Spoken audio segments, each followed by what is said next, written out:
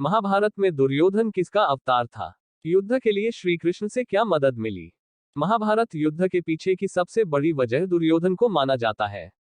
वह हस्तिनापुर के राजा धृतराष्ट्र का ज्येष्ठ पुत्र था। उसकी मां गांधारी थी। उन्होंने दुर्योधन समेत 100 पुत्रों को जन्म दिया था। दुर्योधन कलयुग का अंशावतार था। महाभारत युद्ध के पीछे की सबसे बड़ी वजह दुर्योधन को माना जाता है। वह हस्तिनापुर के राजा धृतराष्ट्र का ज्येष्ठ पुत्र था। उसकी मां गांधारी थी, जिन्होंने 100 पुत्रों को जन्म दिया था।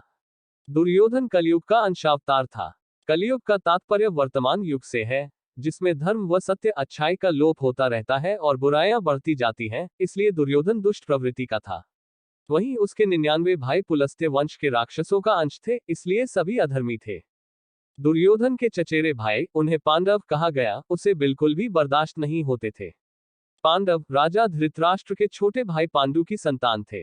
धृतराष्ट्र बचपन से अंधे थे, तो राजा पांडु को बनाया गया था। कुछ बरसों बाद पांडु ने खुद संन्यास ले लिया था और वह अपने बड़े भाई धृतराष्ट्र को राजा बना गए थे।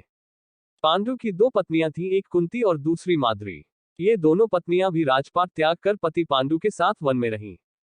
चूंकि पांडु को एक शाप था कि वो जब भी औरत से संबंध बनाएगा तो उसकी तत्काल मौत हो जाएगी। ऐसे में कुंती को ऋषि दुर्वासा के दिए गए वर काम आए। उन वरों से ही 5 पुत्र हुए।